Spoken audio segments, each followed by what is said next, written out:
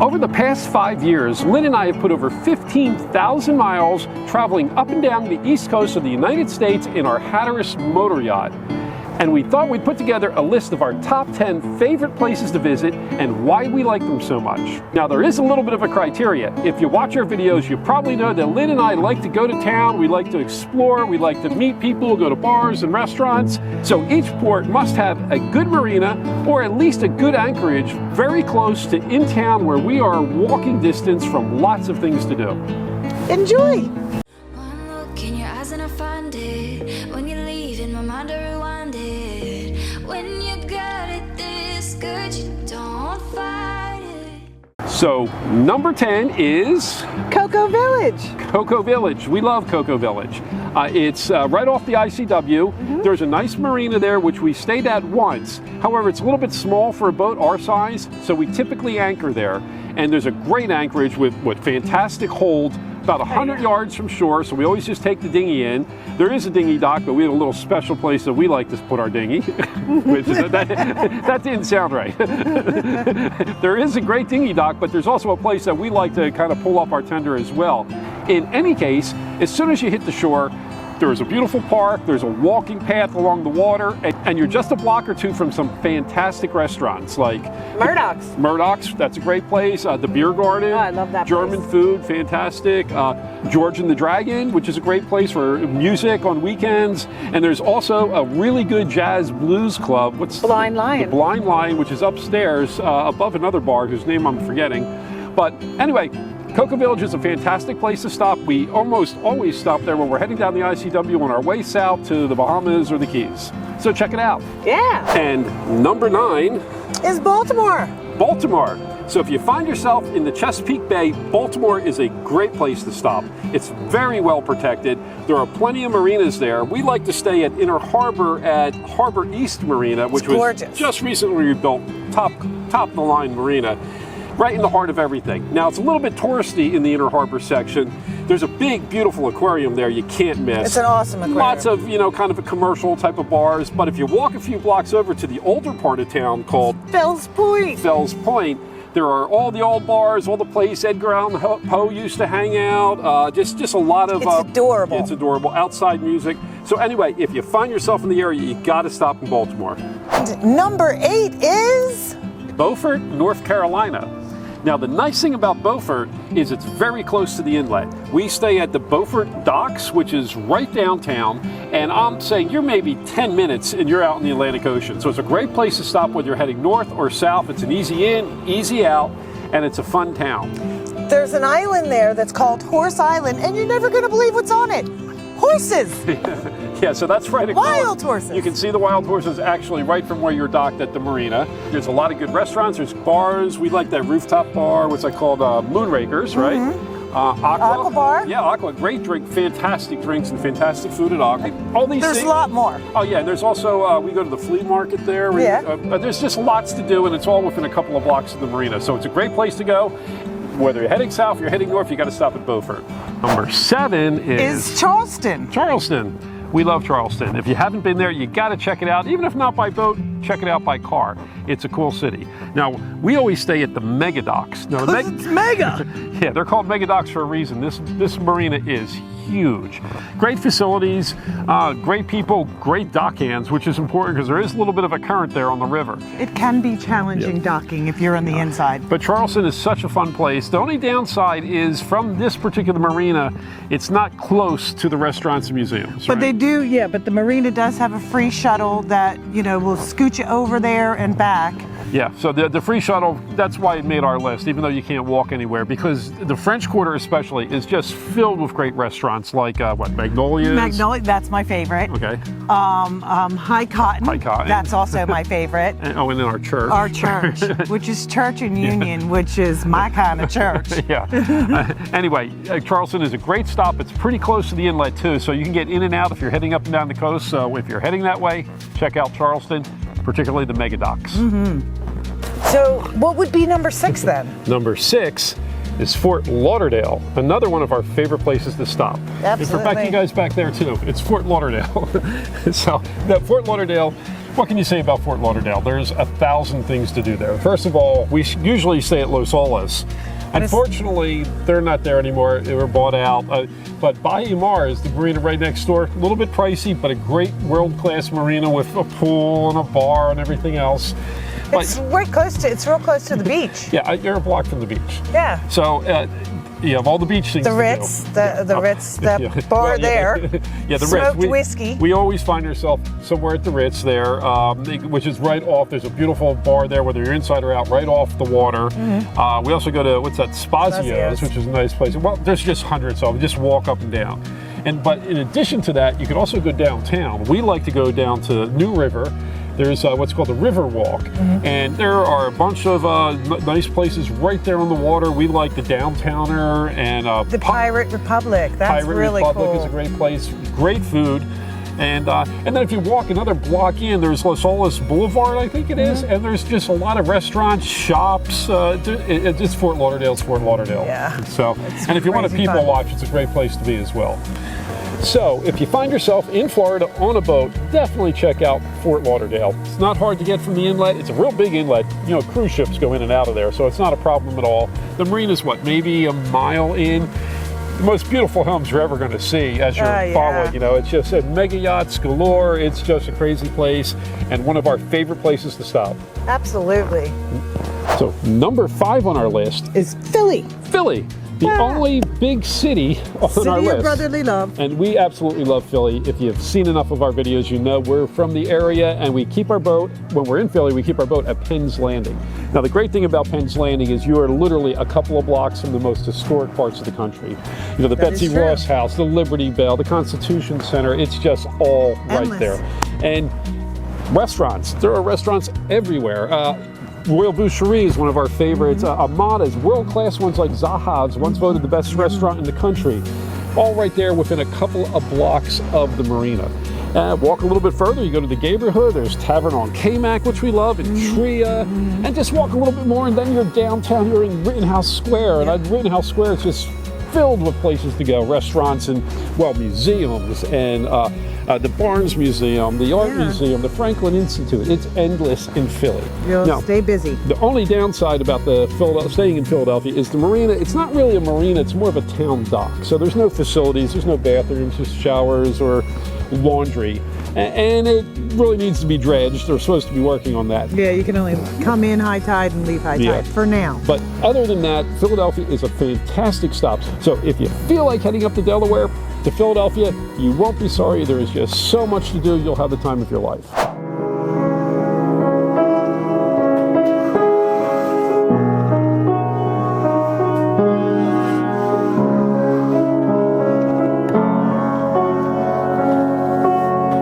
And number 4 is? Number 4 is Fernandina Beach, Florida. So Fernandina Beach is just a fantastic stop that we just recently discovered, although we've anchored there several times before. Their marina was destroyed in a hurricane, and so we couldn't really get to town. There was no place to pull a dinghy. They just rebuilt the marina, I guess it was, 2 years ago, and we've stopped there twice so far, and oh my God, we love the place. It's friendly, there's lots of bars, there's lots of restaurants, maybe there's museums, who the heck knows? We haven't got that far in, we've only spent a little bit of time there. It's definitely a do again or again. Yeah, in fact, we haven't even been to the beach there yet. Yeah. But there's a lot of, and I found a great place to get beer, which is kind of rare in Florida, but PJD's was just a fantastic beer selection, live music. Lots of places have live music there. That's what I think we like the most about. We were there, I think it was a Tuesday last time, and there was at least 3 different bars that had guitar players. So we love that. We love the Palace, which I think is the oldest bar. They say it's the oldest bar in Florida. Salty Pelicans is good. Yes. The Green Turtle. I mean, there's so many places to go check out, and it's easy to get in and out. It's not too far from the ocean. It's just a quick in, quick out, and it's about halfway between, say, like Charleston and St. Augustine. So it's a nice halfway point when we're making our long runs. Right. So if you get the chance, you got to go to Fernandina Beach. And number 3 is Annapolis. Annapolis. We've been there, boy, at least a dozen times we've been to Annapolis, and we never grow tired of it. It's usually our second stop whenever we left Philadelphia. There is just so much to do there. It's a very historic place with very, very old buildings there. Yes. The Naval Academy is there. It's the boating, or I should say the sailing capital of the eastern United States. So there are a lot of sailboats there. Also lots of power boats, and there's a ton of marinas as well, although we usually stay at the town docks, which is nicknamed Ego Alley. I guess it's because it's right in the heart of everything and you show off your boat there. But we love the dock there because you are literally a stone's throw from... You just fall off and you're right into Middleton's right there where you do the shooters. Yeah, we always do our oyster shooters. It's kind of a tradition when we get down there. You're right on the main drag. There's lots of great restaurants like Dry 85 or Treaty of Paris. Walk into a little further into town for the Ram's Head. We go across the bridge and there is the boat yard. I love the boat yard. Great fresh seafood at the boat yard. Right off the boat. Yeah. And of course they have the boat shows there, so there's a million reasons to go. One of Lynn's favorites is all the cadets in uniform walking around town. Yes, that's pleasant. Yes, so, but you have to go to Annapolis. If you're on the East Coast, it's a must stop. It's halfway up the Chesapeake, halfway between the ocean and say C&D Canal. Yep. Easy in, easy out, and it's just a fantastic stop. Yep. Number 2 favorite port on the East Coast is St. Augustine. St. Augustine.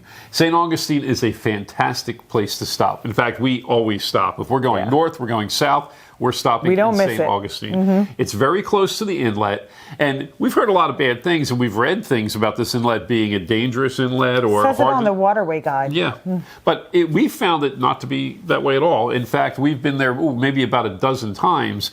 No issues. Now, there is shoaling that shifts, but the markers have always been very accurate, so we find it to be an easy inlet. And they're always on top of it, constantly dredging, too. Yep. Now, once you get in the inlet, there's plenty of marinas to choose from. We like to go to the St. Augustine City Marina, which is really right in the heart of everything. However, it could be a little bit tricky getting in and out of that marina. It will give any captain a challenge docking there. Yeah, it can. There's a lot of current. So we highly recommend that you go there at slack tide. Not that I actually do that. And if you watch some of the videos that I've shot, you'll see that there's been several occasions where I tried to get into a slip, realized I had misjudged the currents and backed myself out of there, calmed down, and came back in again to give it another shot. Now, the dockhands there are very well trained, so once you get yourself in there, they'll get you tied up real quick. But go at slack tide if you can. If you don't want to hit another boat. Yeah. Now, if you don't feel like going to the marina, you can save a whole bunch of money. There's a mooring field right outside the marina, $25 a night. And when we stay there, we've been there a couple of times where we spent a week or two, and we just grabbed the mooring ball, dropped our tender down, and you get free use of the dinghy docks when you rent the mooring ball. And if you really want to save some money, there's also an anchorage right outside of the city. But the nice thing is, when you're on the marina, you just walk right across the street and you're right in the heart of everything in St. Augustine. In fact, there's a trolley that'll meet you right outside the marina. It will take you all around town. It's a small fee. You can get on and off all day long. We like to visit the fort. We'd like to visit the Fountain of Youth. They do reenactments there. It's a great place to stop. And then it'll bring you back around town, and then we hit all our favorite restaurants. We like to go O.C. White's for live music, or we really like the Ice Plant. That's my favorite. Yeah, that's probably our favorite restaurant in town. I got a lot of favorites. It's retro themed. There's a distillery there. It's really nice. We like to go to Columbia. There's just a lot of restaurants there. There's a lot of shops. We're always spending money. I'm always buying my hats there. Anyway, St. Augustine, it's a fabulous place. If you're heading south, you're heading north, doesn't matter. Just pop in, visit St. Augustine. To do. Yeah, it's got to be one of those. Definitely got to do it. You got to go to St. Augustine.